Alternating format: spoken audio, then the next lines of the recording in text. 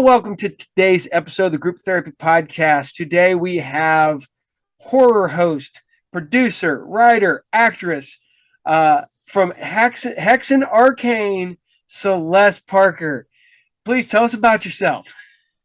Hi, as you said, I'm Celeste Parker.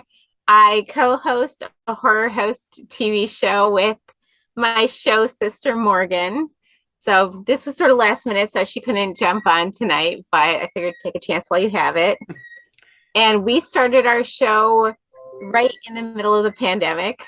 So it's been a sort of a pandemic baby of ours. Everyone was having pandemic babies. We felt left out. So we started our show and it kind of took off right away. We just got we had so much energy to put into it, and we were really passionate about what we do. We're really passionate about horror hosting, especially. And then from there, it led to all these other things. Like we purposely, when we picked the name Hexen Arcane, we didn't want to limit ourselves to just horror hosting. Not that that isn't enough, but we have so many passions, so many interests, and both of us have so much to bring to it separately that we thought, let's name it something where we can put everything we love onto that platform.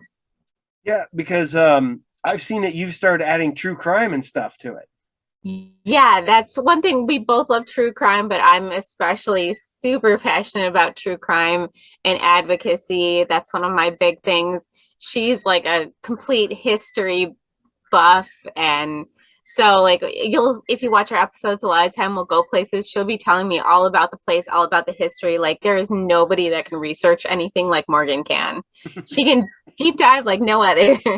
But I would be learning about these crimes anyway and doing all this research, so I was like, I want to share it with the world. And that's something that sort of grew out of it. I was like, okay, I got the horror hosting thing down. My schedule's not 100% full yet, so why not add that? That's kind of what I did. I had done a podcast, and it was just kind of a casual little thing that we did. And then the pandemic hit, and me and my son were stuck at my house. And I'm somebody who has to have stuff to do. I was going nuts. Yeah. So I brought back my podcast, and it was an actual podcast. Then then everybody's like, why don't you do a video one? I'm like, I guess I could. And then we did that, and it just kept expanding. And I'm laughing at your cat. It's doing the leg up, licking its. Yeah, that one. There's another one immediately behind me. That is Maze. That is Mazikeen. And the other cat is Lucy. Then my little chubby corgi is down here. Under their table. Yeah. Oh, there she is. Boom. Gonna be meowing. But yeah. Yeah, you might hear my birds. Sorry, you probably do. Oh, you'll probably hear this one. I will be recording my other show, and I'll be watching it back, and you can hear real low in the background. I'm like, the cat was hiding underneath the microphone, or yeah. So, now you do true crime. I have no clue how old you are. I'm not going to ask. I'm of the era when you had to get your true crime in book form, and you couldn't go on the internet and look it up. You had to go look up every book you could find, and I consumed that. I'm kind of a mix where I got a lot. I used to go to crime library and read every case on there, so that was where a lot of it started for me. And then I would read books for more details, but I definitely did a lot of online stuff. Now, this is bad because do you have a crime or criminal that fascinates you, that you've sort of kind of orbited that one? You know what I mean? Mine has always been Jack the Ripper and the Zodiac Killer. So those kind of always have stuck. Oh, I love Jack the Ripper. That's been one since I was a child. That's fascinating me. I really want to go to London because of that. Actually, on our channel, I went on this program called Wander on my VR headset and went to the places where he killed his victims to see what it looked like in modern times, all that kind of stuff. So I love getting into that. But there's certain cases that really stick with me. Like this one case that I did, Cindy James. It's just bothered my brain so much. Unsolved things just really bother my brain. And so there's certain ones where it's like it doesn't make any sense. Also, the disappearance of Aisha Degree, like there's certain ones that just stick with me really hardcore.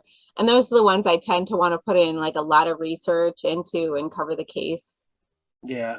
But it's it is very interesting to be able to see you.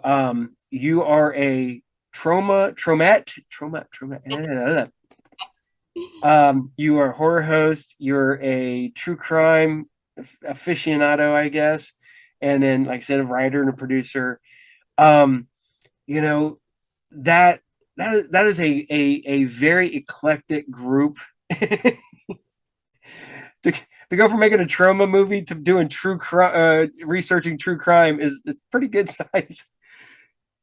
It all started out from horror hosting, to be honest.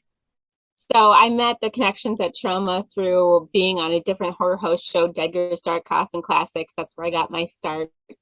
True crime, something that's always interested me, but I just can't sit around and not be creative. So if there's something like there's downtime, I'm like, okay, I'm going to do something else. I want to share the things that I love with the world because I'm like, if I love this, maybe somebody else will, really enjoy it too. Oh yeah, that's legitimately one of the reasons I started really interviewing a lot of horror hosts. It was never meant to be just horror hosts, and I'm not still just not horror hosts. I've done everybody from wrestlers to writers to actresses, actors, directors, all But horror host seems to be my niche, I guess. Um, but I say this, and people go, "Well, you need to stick," because everybody's like, "Oh, you're on YouTube. You need to stick to one thing." I'm like, but if I enjoy it and I find it fascinating, I'm thinking maybe other people will enjoy it and find it fascinating also, which I has may worked out. never have one of the most successful crime YouTubes because I can't stick to crime. And I may never have one of the most successful horror host shows because I can't stick to horror hosting. Like it all goes on there. I have horror video. It's all basically related to like horror and dark theme stuff. Like I have horror video games on there, things like that. But yeah, I'm not about it. Everything's going on my channel, and if you don't like it, you can skip it. And if you like it, cool, subscribe, watch it, give me a thumbs up, something. Yeah. Well, and it's funny because now did you when you became a horror host was it something you said you've been a horror host before Hexen Arcane? Yeah. Did you grow up with a horror host? No, I kind of stumbled into it. I had a pink and purple mohawk, and I was 3 months pregnant, and I had to go get my jalapeno grilled cheese from the Sci-Fi Cafe in Burlington, where my co-host was actually waitressing. That's where I met her now, my show sister, Morgan. She remembers my order. She's like, you got the jalapeno grilled cheese for whatever reason. I'm like, I was pregnant, don't ask. So I went there, and this horror host, Edgar, was filming an episode of his show there that day.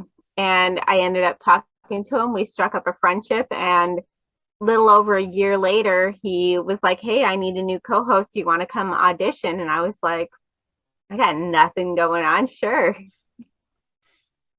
It See, I grew up with a horror host named Dr. Creep. That's what kind of got me into liking horror hosting. And then I found out that a friend of mine became his producer director. Then his friend, we became friends through him. I told him I was thinking about being a horror host, and he's like, "Do it." That was my whole thing: is do it. Yeah, hell yeah, have fun. I'm like, then I started watching horror hosts, and I'm like, man, these guys are good. I'm not that good. I don't know how. um, We depend on the day. Like, yeah. Yeah. like we really have time to plan it and put everything together. And I love those ones the most. Like, Did Celeste Parker did that spring fully formed from your mind, or was that a character that you built? no, Dudgar kind of threw out some names and I picked Celeste. And then I was Sorceress Celeste because I'm a witch. And then Facebook decided that they were going to delete my account unless I put my last name on there. And then um, one of the Salem witches, his last name is Parker. And also, one of my favorite poets is Dorothy Parker. So I just kind of picked Parker for those two people. Yeah, it's funny you're talking about what um my wife is. It's funny because we had this discussion. Somebody asked me, they're like, how does everything work with your family? And I was like, well, I was like, I'm an atheist. My wife's a witch, and they're like, well, how does that work? No, they go, well, that's mean first, and I'm like, what do you mean that's mean? My wife's a witch. She, she's a tarot card reading, spell casting witch. I was like, that's not mean. That's just what she is. I'm not gonna and I'm fully for her stuff, man. I buy her. She loves tarot cards. I've bought her probably 20 decks of tarot cards and anything she wants. I'm like, yep, I'll get it. Well, she That's wanted to go to New awesome. Orleans. We went to New Orleans. We did all that Yeah. fun stuff. Um, so when you met your current co-host, your show sister, now how long did that take before you guys became, because you were talking about just a few years ago. Did you guys like just immediately like bond and then that's how this became, or is it one of the ones where you just really kind of? We kind of knew each other, but we didn't really know each other. And then she actually joined as a co-host on Get Dedger's show as well, and we just really struck up a friendship from there. It felt our chemistry was really natural on that show too, and we just ended up really forming a close bond. And so when we left Edgar's show, we looked at each other like, we're not ready to be done. Let's start our own. And 9 days later, our first episode was out. And Yeah, I just happened to find you. I was I want to say I'm on Amazon one day, and I'm just scrolling through, and I'm like, I was looking at, I was watching another horror host show, and then all of a sudden it's like Hexen Arcane. Click, click, click. And I started going, oh, okay, click, watch that one. Then I watched another one, and I'm like, I really like this show. yeah, see, I was so disappointed with, I was so excited to get on Amazon, but then I was disappointed that they kind of, they don't support you unless you're Mm. really big. And so we got a lot of views for us, and I was so excited about it. We got a big audience from being on Amazon, but it was only for a few months before they stopped really supporting it as a platform. I think we're still on Prime on the UK, but not in the US. But our episodes are available to buy on Prime. So if you search us, you can find us. Um, Now, do you both work on your show? One of you write, or is it a multi-person deal? Is it you, uh, Morgan, is and other people, or is it just the two of you that put an episode together? It's I would be lying if I said it was only the two of us because we have had help from other people. Like we had this wonderful guy do our intro animation. We've had a band write a song for us. Like so we've had a lot of people come together, but day to day working on the show, it's the two of us. We film everything, we edit it all, we write it all, we pick the movies. For the most part, that's 100% the two of us. And I'd say it's pretty 50-50. Like she's a really good at coming up with ideas, or one of us will come up with a base idea and the other one will snowball off it. But we bring a lot of our personal interests in as well. So, there was an episode about Naked and Afraid because I also love the show Naked and Afraid. So we incorporate our interests, and she's like, man, about Naked and Afraid. But she's like, cool, you're into it, let's do it. And the same thing for things she's into. We'll have an idea and we'll just be like, yes, let's do it. And sometimes we'll say, is that too far? And the other will be like, yeah, that was too far. Let's not do that. Mostly it's her trying to go too far.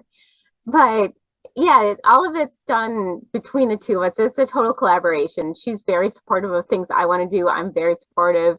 Either one of us can throw anything we film separately on our channel, things like that. Now, um, here's where we're going to start getting into some of the hard hitting questions here. I ask this of Okay. everybody.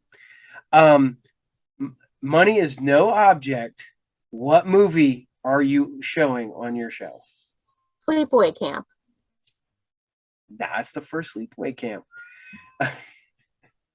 I have a tattoo of Felissa Rose from Sleepaway Camp on my leg. Morgan and I are both huge fans of both hers and that movie. It's like a both one of both of our favorite movies. So I would definitely be showing that in a heartbeat. So, okay, this will go into the second question. Money's no object and time is no object. Because who are you having on your show? Can I resurrect people from the dead? Yep. Then I would want Dedgar on my show. He passed away in the last year, and it was one of my biggest regrets that he never got to appear on my show because he gave me my start and he was made meant so much to me. Like he was my inspiration for everything I learned about horror hosting was from him. So I would have loved to have him on my show. Wow, oh, that's a deep one. I did not expect that one.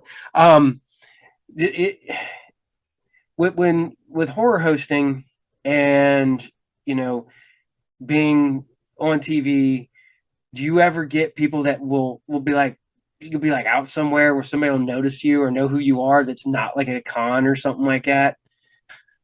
It's happened, yeah. It's happened more to Morgan than me. I think that I disguise better in my normal life. But people have like hit me up and said, I recognize you because you're piercings and stuff like that. So yeah, it has happened here and there. That's cool. Um, Now, like I asked because I grew up in Ohio and it is the horror host mecca evidently because I found that out relatively recently. Because when I started looking into it, are there any horror hosts that you're currently like look up to or that you would like to work with or anything like that? I'd love to work with Sven Gulli and Elvira. There's a lot of others. Midnight Mausoleum, I super look up to. I think they're amazing. Dr. Destruction out of Kenosha. We work with him whenever we can. He's a wonderful guy. His show's been on for 20 years now, so he's definitely somebody I look up to. And then Dedgar's wife has her show starting, Storm's Eclectic Realm, and we're really excited to work with her too. Awesome. Awesome. Um, and I have to ask this one: have you ever put together an entire show only to find out that you could not air that in the show? No. No. Have you ever done an entire show where you just watched the show when you were done and went, yeah, no, we're not doing that show, and had to go back and redo it or give up on it? Here's ones we should have done that, but we're both the kind of people that if you put enough time into making a mistake, we will see it through. So there's been some awful shows that I had to like seriously edit and censor. But we picked it because we're like reading a description and we're like, that sounds so fun. And it is the worst movie in the entire world. And I like owe my audience a lifetime of servitude for putting them through that. But yes, they had to watch it. I've done that. I've apologized. I've aired a show, and there was a cartoon that I aired. I just went. I don't know why I aired that one. I apologize. I am so sorry. That's a bad cartoon. I just apologize for the entire thing. Yeah, but the good thing about showing the bad movies is it really gives us something to make fun of. Like we like making fun of bad movies, so What's your favorite bad movie? I need to get my cat is destroying my stuff. My favorite bad movie that we've shown or not shown, or Both shown and not shown. the probably one of the worst ones we've shown is Belle from Hell. That movie is makes no sense and it's terrible, but we had a lot of fun showing it. And The Oval Portrait was another one so bad. I'm trying to think of ones we haven't shown. There's a lot of really bad movies. I can never remember the name of this movie, but it was like this guy like poops out worms and then he eats them and then he goes to the hospital and he comes back in a neck brace and it just didn't make any sense. And I love that movie. It's like some weird zombie movie.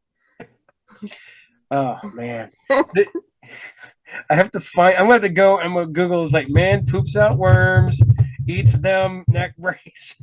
So I can, I can find out the name and send it to you. I just got to ask my ex. He has a copy of it. Uh, now, with putting movies together and stuff like this, what episode of your show, if you want to introduce somebody to Hexen Arcane, what episode are you showing them? I would probably show them House on Haunted Hill. We have other better ones, but I there was one part where I was editing it, and every time I got to that part, I couldn't stop laughing. So I was like, all right, that's my favorite now, just because it made me laugh so much. I remember that show. That was a good one. Um, we Yeah, have when the discussion. I threw the files at her, she was sitting behind the desk, and I chucked files at her. Just, I always makes me laugh. Well, was it last Halloween or Halloween before last? I legitimately watched nothing but all the different horror hosts at my comic shop, and so this is an entire weekend. This is from like Wednesday to Saturday, and we watched everybody's version of Night of the Living Dead.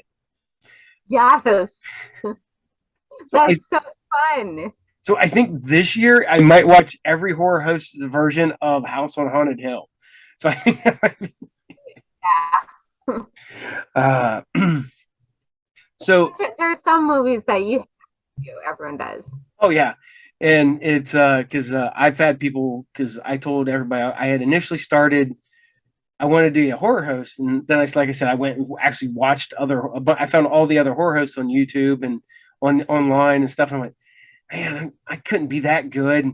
And my friend's like, just go with what you like. And I go, I love Saturday morning cartoons, so I do Saturday morning cartoons. Yeah.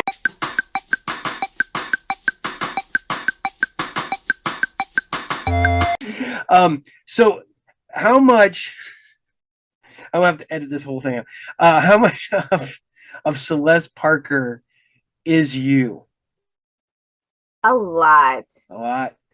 So both our characters are sort of amplified versions of some of our characteristics. She's a lot more like streetwise. I'm a lot more like a little bit more ditzy, like optimistic, a little giddy, and I'm known for telling her really bad jokes. And I love really bad jokes.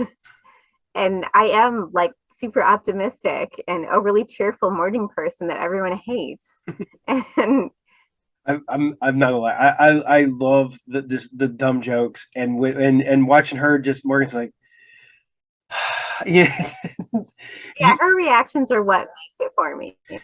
and the funny part about it is that if you wouldn't have told me that you're not related, I mean, you guys, I I kind of it's not like okay, I know they're really not sisters, but you guys legitimately seem like you're family the way you act on the show, and you definitely have a chemistry between the two of you that works very very well on the show.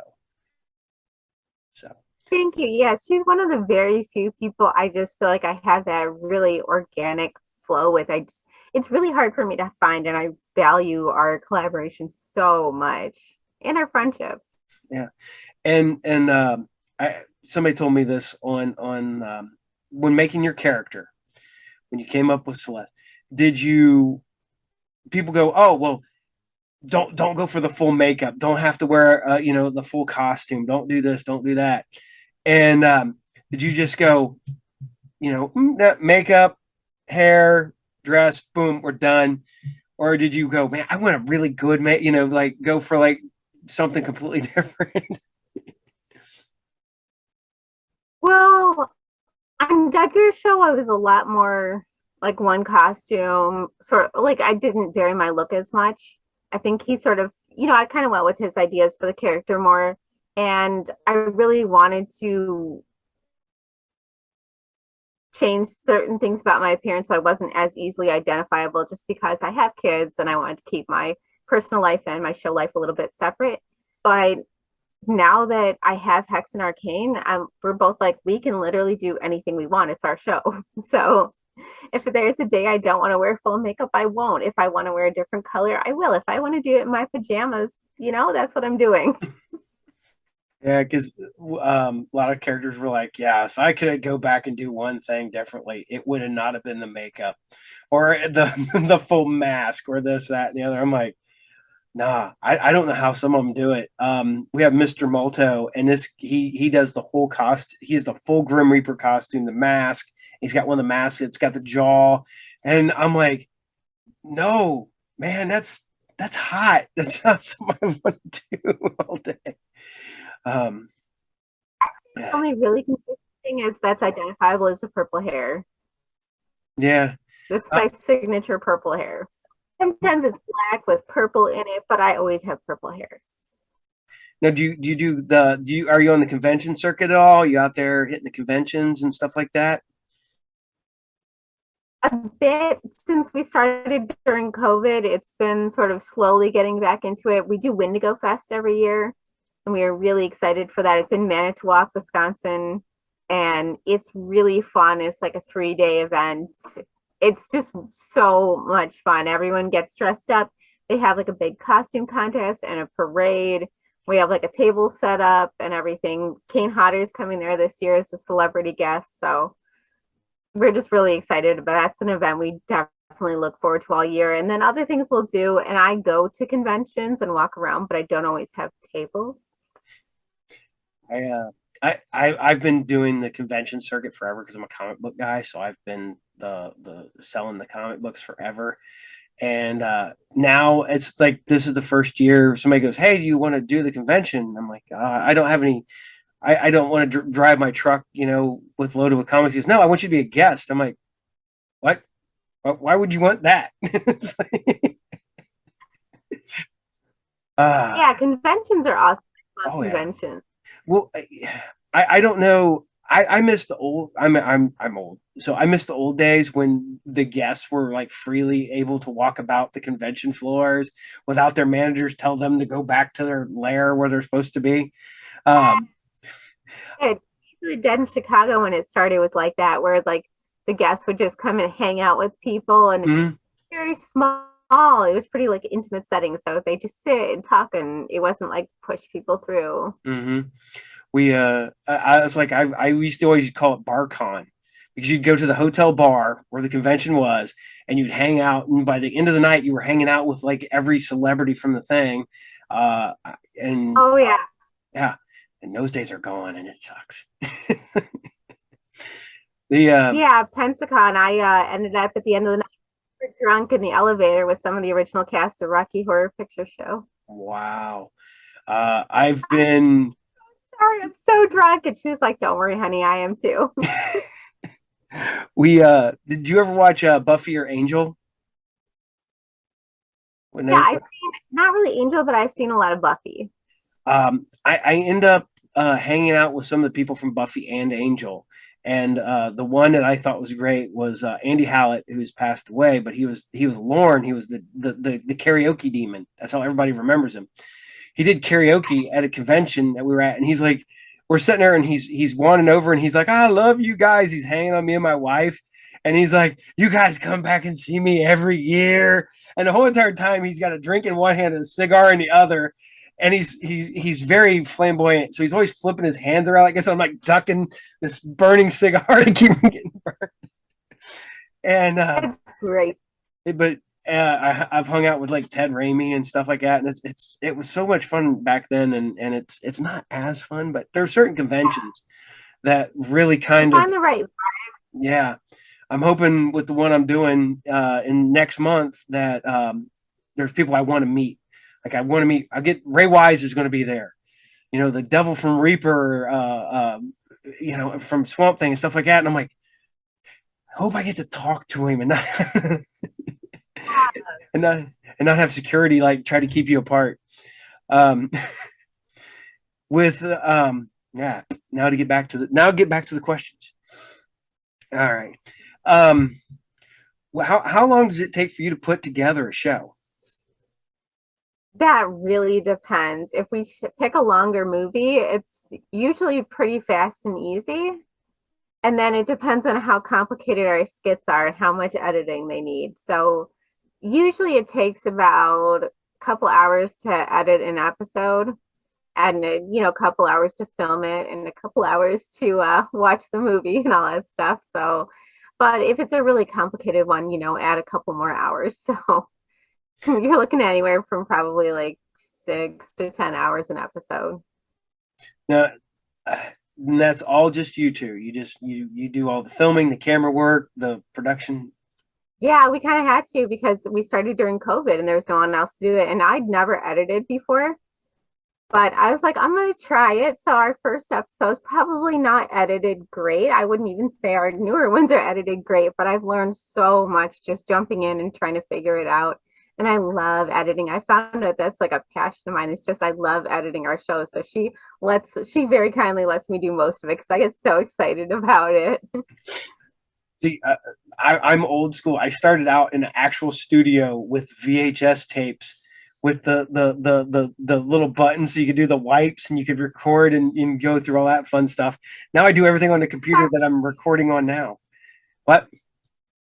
It's VHS. Yeah, VHS. Yep. I'm kidding. I know what VHS.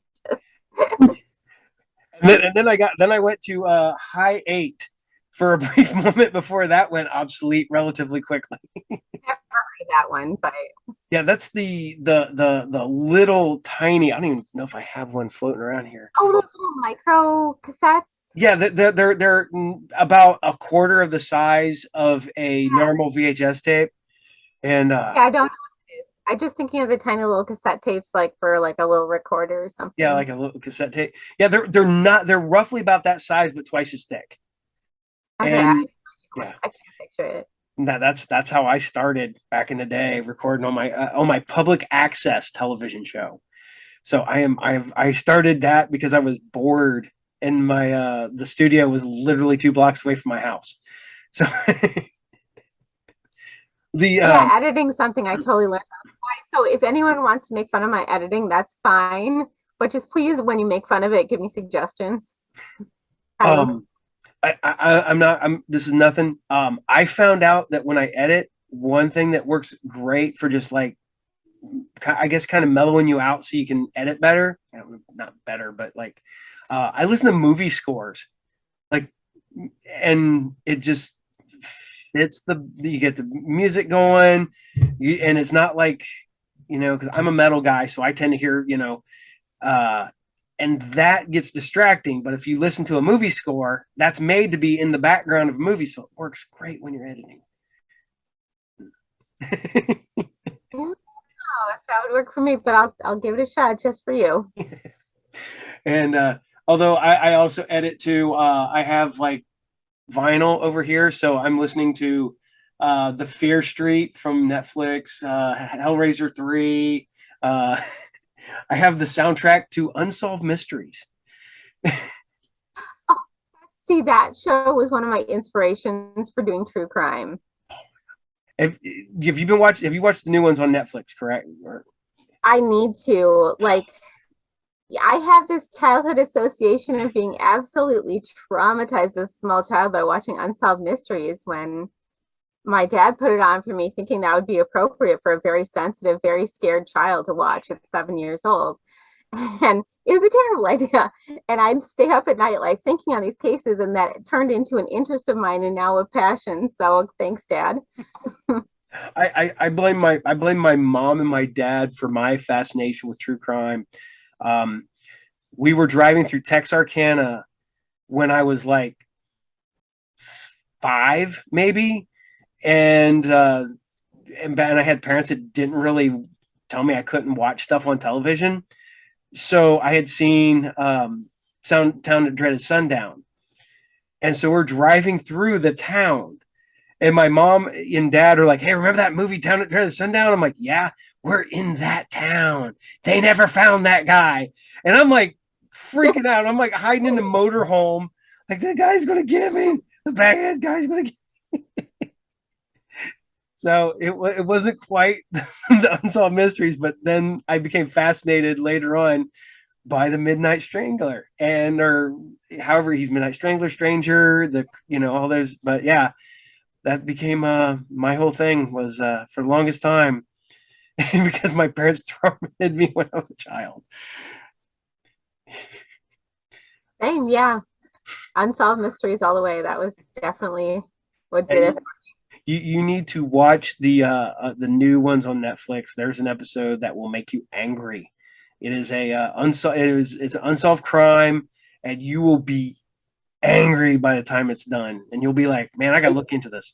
So, it's on my list. That's what I'm scared of happening is every case I'm going to be like, okay, now you have to research that. And I'll just like go and go and go. So I have a list of stuff I'm looking at. When I'm finished with those, then yes, I'm going to watch them. yeah, that's one thing. Me and my wife both love them. We watch all the true crime documentaries on like Netflix, Hulu, Prime, anywhere there's a true crime one. We end up watching it, and we're like, "Do married couples do this? Is this a thing that?" Apparently so. Evidently, Sample size one. yeah, that's why we're together 30 years later. So, uh, now, where can we see Hexen Arcane currently? Well, right in front of your eyes and half of it. But if you want to find our show, you can go to www.hexenarcane.com, and that's all the ways to watch her on there. That's our website. But we're also on YouTube, youtube.com/hexenarcane. We're on TV in Kenosha, Wisconsin. So if you don't happen to live in Kenosha, Wisconsin, you can't watch it there. But we're also on TV in Chicago through Can TV, channel 19. I think it's September through February is when it runs on Tuesday nights. And then we're on the Roku channel Suburban Screams, which is a free Roku channel. Download it. There's amazing shows on there. And the also another Roku channel, Fearflix. Cool. Now, The um, crime stuff, the podcasts are also on Spotify. So if you look up Hexen Arcane on Spotify and you just want to listen to the true crime stuff, it's on there. cool. Um, this is the other big hard hitting question. What advice do you have for somebody who's decided they want to get into horror hosting? Do it. Just whatever you equipment you have, you don't have to spend that much on equipment. Like you'll find your audience and people you can build up as you go. You don't have to wait for all the stars to align. You don't have to wait for things to be perfect. You don't have to wait for your skills to be there. Just start creating and then just every time just do a little bit better, step it up a little bit more, gain a little bit more knowledge, get a little bit better equipment as you go, but don't let that fear of like not being good enough stop you or not being on it right away. Like just create whatever your vision is. You don't have to go classic horror host. You don't have to do anything like by the book or because it's tradition. Just do it your way.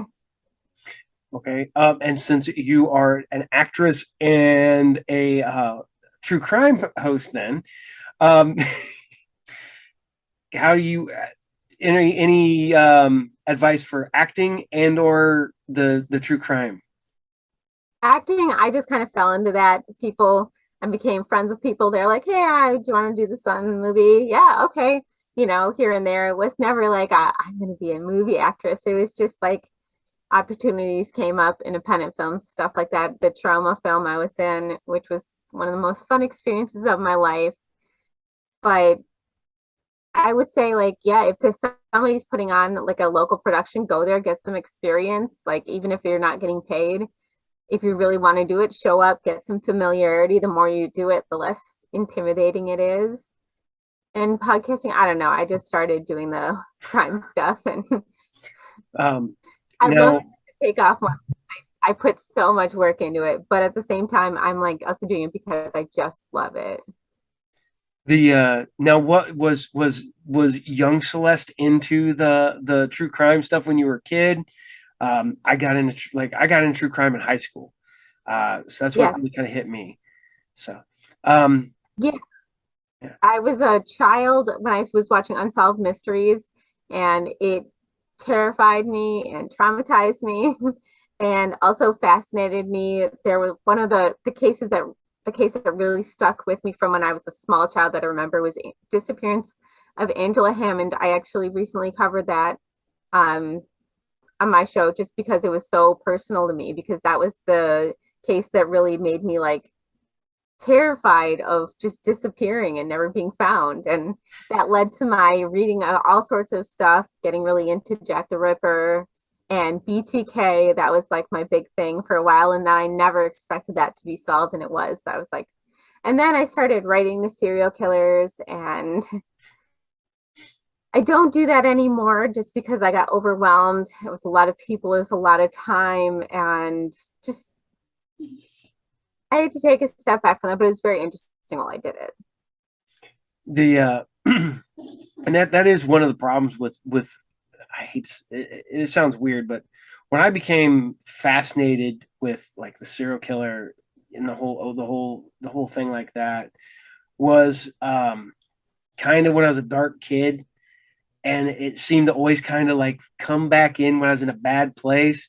And I know that's bad, but did you ever feel that way on anything? Like you said you had to like back away from stuff that was It taking was you. never that aspect. It was just, it's always interacting with other people. Like, I love talking to other people, but when I'm struggling, then I got really introverted. And so it was really hard for me. I went through a bad breakup. It was really hard for me to just write to people and continue that. So I was just like, okay, I have to take a step back from that.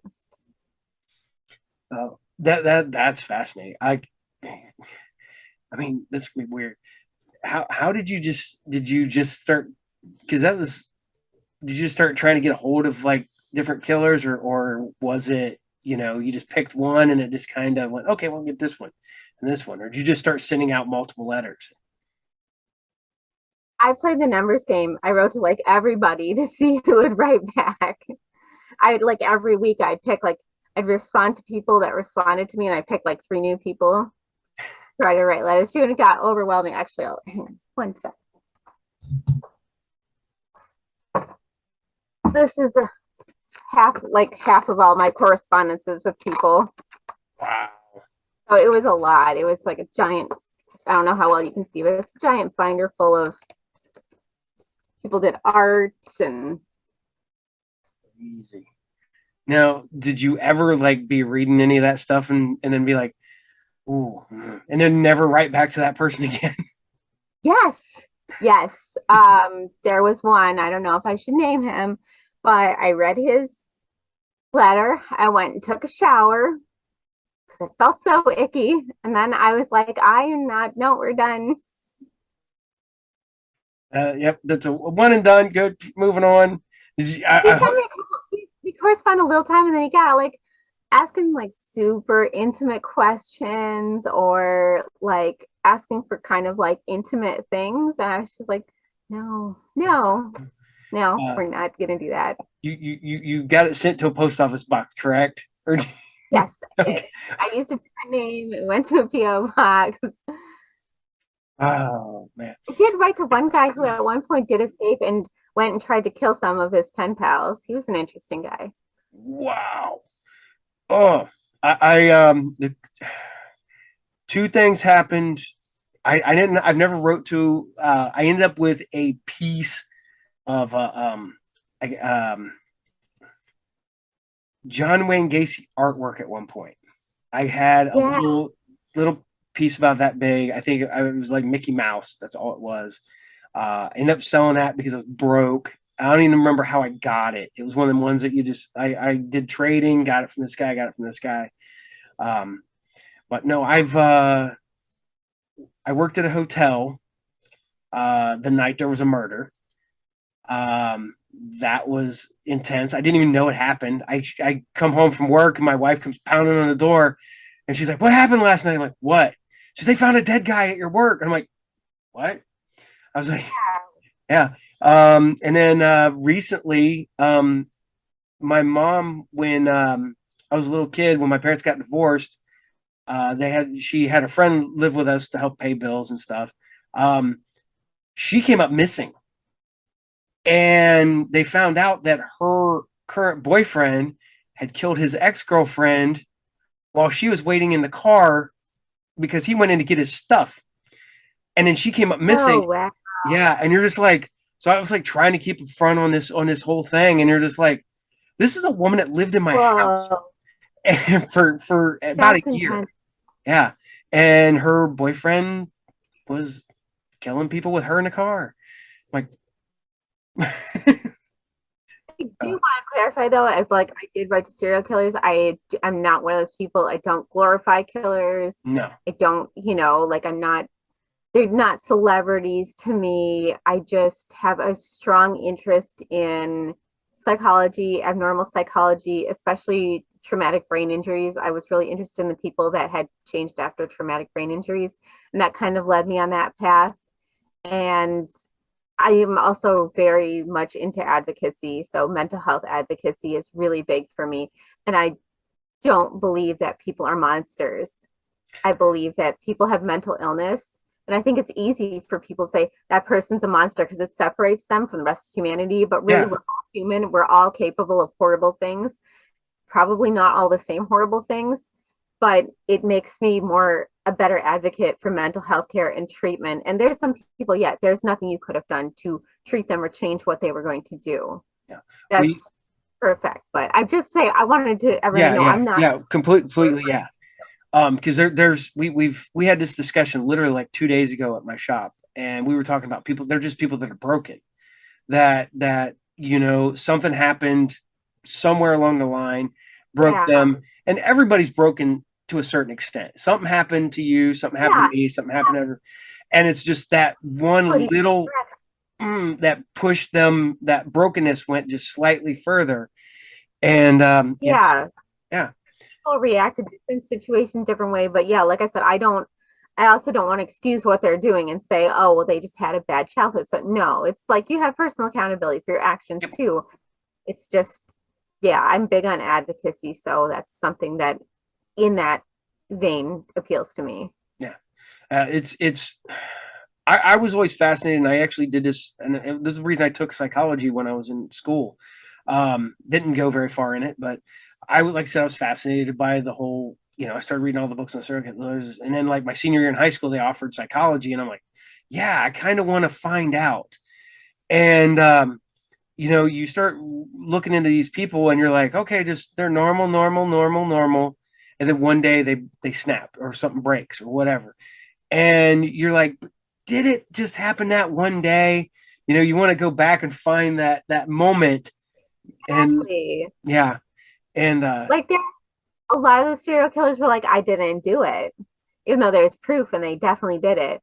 And then there's others that'll say they did. And there's some that have just such big egos that you can't even get past their ego to have a conversation. Like there was one guy, I don't want to name any of these names, but there was one guy, he would draw his handprint for me every letter and he'd be like, well, don't go falling in love with me now. And I'm like, don't worry about that. That's not happening.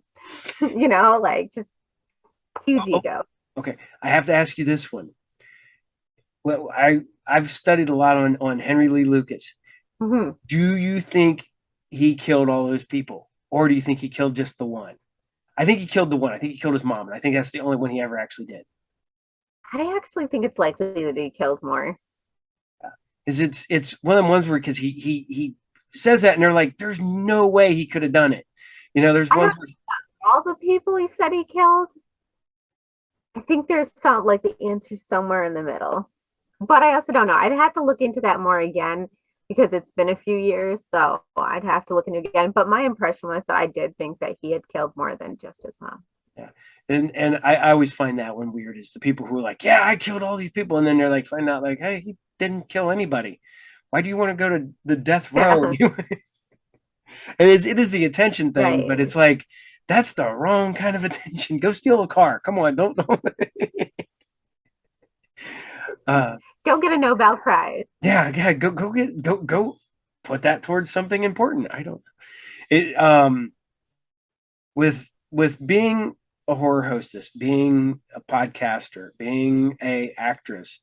Do you have one that you like more than the other, or is it just you just flow freely from one? I can see you just flowing freely from one to another without really.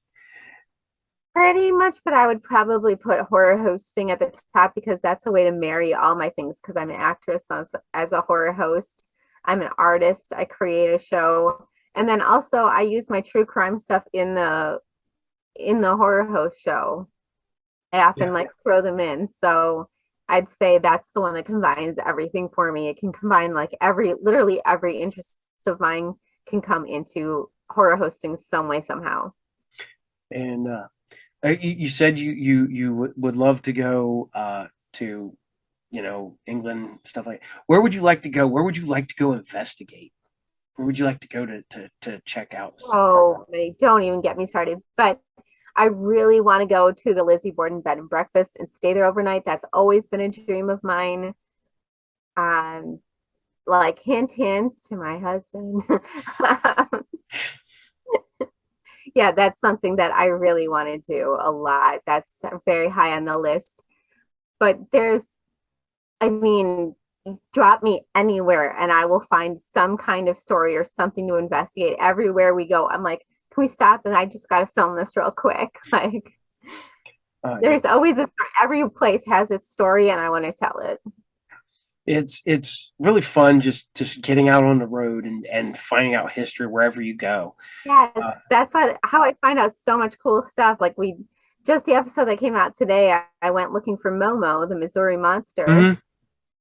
Didn't know existed until I ended up in Louisiana, Missouri, in a tiny town overnight. And I'm looking up stuff. I'm like, Momo, let's go find Momo. I um I got really excited for my anniversary a couple years ago. We went to New Orleans and we drove through Honey Island, and I'm like Honey Island Swamp. I'm like, oh, the Honey Island Swamp Monster. My wife's like, what? I'm like, the Honey Island Swamp Monster. She goes, we're not stopping for the Honey Island Swamp Monster. Do now, yeah. And she goes, maybe next time, but not this time. We got a short schedule because we both got to be back to work. Um, Yeah, anywhere I go, like my passion, finding out what happened there, what's unique about the place, what the story is, and you talk about Momo. Where do you fall on cryptids? I love them. Okay, Uh, okay. do I believe in them? I'm open to the idea that they exist. Now, I've had this discussion because I did an episode with Ken Gerhardt that monster he does Monster Quest for the History Channel, does all that. And I had the discussion, and I was like, I think like there's like three of them that really exist, and I don't believe in. I would love to believe that there is a Loch Ness monster, but I just think it's sturgeon because they're or seals and but I believe in orang pendek. I believe there is the skunk ape, and I believe like there is a Bigfoot, relatively Bigfoot area things. Those I believe in, and I guess chupacabras because not the little goat sucking spiny ones, but the weird looking little dog ones. So Yeah. yeah, Yeah, I don't know. Like there were enough people that saw Mothman, there's enough people that saw something weird where I'm like, there's gotta be something to it unless it's mass hysteria or something. we were planning on going there. We were planning on going there this year. Hopefully, we're going to go to Point Pleasant because it's not that far from where we live in Ohio. Um, we were on our anniversary not last year, and my wife's like, "We're not that far away," and I'm like, "But if I go, I want to make a day of it. I don't want to just go for an hour and then go back." And I was like, we would have to extend our anniversary just so we could go to the Mothman area in Point Yeah, see, Pleasant. if I can only do a drive-through, I'll do a drive-through. If I can make it last longer, I'll make it last longer, but I will like get the story. We because and given the fact that that's in Point Pleasant, West Virginia, we wouldn't have much further to go to the Flatwoods Monster. So we're like, maybe we'll just make a trip. And we're hoping to go to Helltown, Ohio, and soon, and we go on all these adventures. So yeah, Yeah, adventures are my favorite thing. the you ever gone on an adventure where you're just like you get there and you're like something like, nope, we need to go now. We need to go. You have to get out of it. No, I'm super oblivious. Everyone else might say that. I probably want to be like la la la la la la la until I get eaten by something. I see. I don't worry about like the ghost or nothing like that. We were ghost hunting years ago, and I'm like sitting there and I keep hearing. I'm like, um, there's somebody in the woods, and they're not far away from us, and they're like, we're not supposed to be here. so we need to get out of here now. And it was like, everybody's like, well, I'm filming. Morgan. Morgan's definitely the more present, street smart one of us, and she'd be like, Celeste, we need to go now. Like, Um, yeah, it is funny finding out that you guys are you know, I guess you're you know, show sisters and not related, because like I said, you guys have such great chemistry on the show, and you seem yeah, I like mean, we you're might as well be. legitimately like I wouldn't say sister, but at least cousins, maybe like really good cousins. That's what it feels like. So We started on Edgar's show as cousins. When we had our own show, we decided sisters worked better for the storyline. But yeah, I mean, the love is real. She's one of my best friends, someone I care very deeply about. So I think that comes through and that we have fun together. It's not a job for yeah. us. So you know, you may not be your sister by blood, but she's your sister by yep. Absolutely. Yep. Um all right. Any upcoming events, any upcoming episodes you like to tell people about that's coming up? Wendigo Fest we're going to in October in Manitowoc. It's September 30th. It's like, and then October 1st and 2nd, I believe, in Manitowoc, Wisconsin. That's going to be really fun. That's the only event we have lined up. And I'm always walking around Riot Fest, but so you can catch me there. But other than that, we have like new episodes pretty much every week. I do true crime stuff as much as I can. Thursdays, new episodes come out on Spotify of the podcast. So if you just want to listen there. And for everybody that does watch or listen, like, subscribe, share, thank you so much. It means so much to me because there's so much hard work and passion and love and time and everything that goes into doing what we do. Cool. I appreciate it. I will say this to every horror host, and I've said this to every horse before, and I will say it to every horror host after. I appreciate what you do. This is I know that it's doing it for the love of it, because I know, like everybody says, there's no money in it. You're doing it for the passion, and the fact that you guys do everything yourself. That's even more that you're putting into every episode. I appreciate it. I appreciate you. It's very.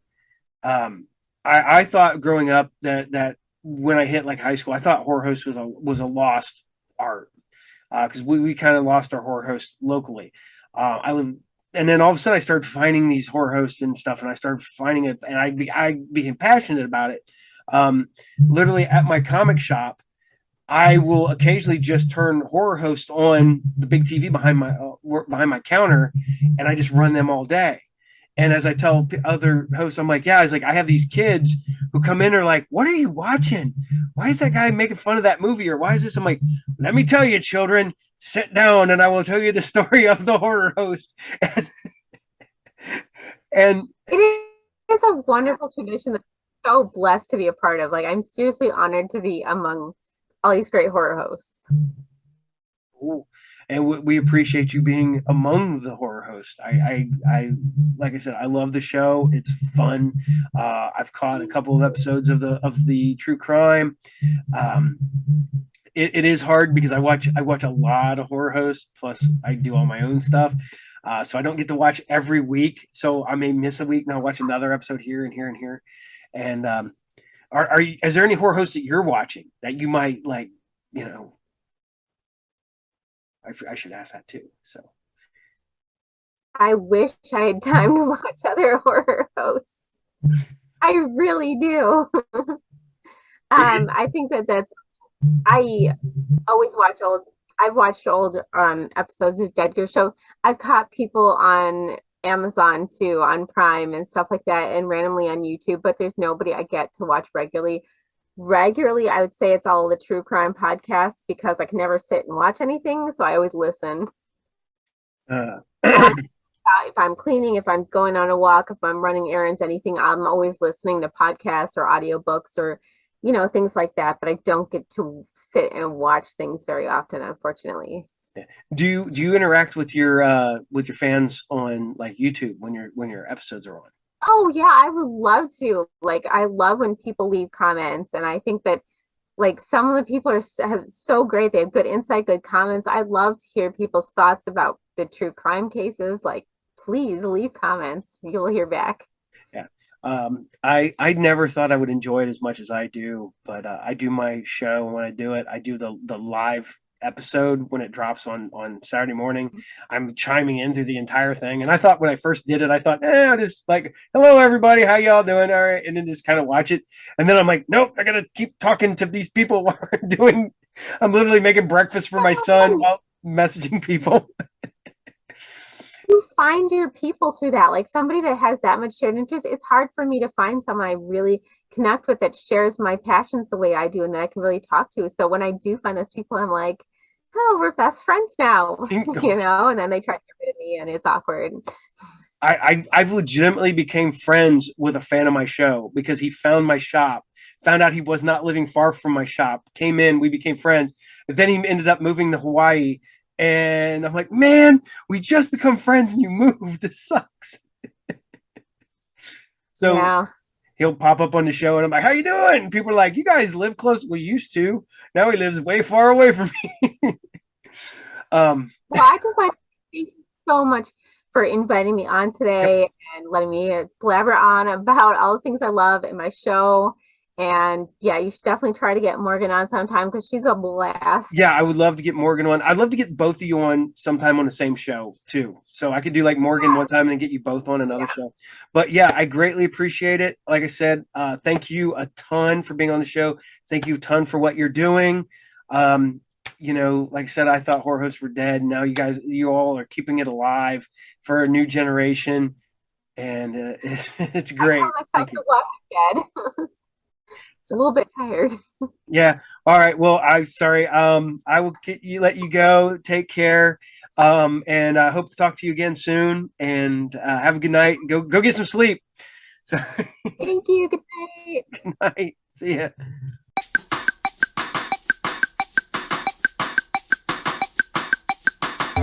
Um, and having a good time talking about all of her shows. We hope to have her back on, maybe have Morgan on, then her and Morgan on, so you can get the Hexen Arcane tag team coming at you from both sides. So I'm going to say, remember, watch. Uh, remember, as always, Group Therapy TV is brought to you by RU Game, the best comic book collectible toy all around geek shop located at 124 North Sunset Drive, Pick, Ohio 45356. Remember, every Monday at 12 noon Eastern Standard Time is Group Therapy TV. Every Friday at 8 p.m. Eastern Standard Time is Sci Fridays, and every Saturday morning serials at 8 a.m. Eastern Standard Time. And I got my Patreon ready to go. We will have links to that soon. We'll have merch soon, and we'll have a lot of fun stuff. And you can also find me at the Haunted Screams Expo, September 17th and 18th in Hampton Beach, Virginia. So take care, and I will see you all there. Bye.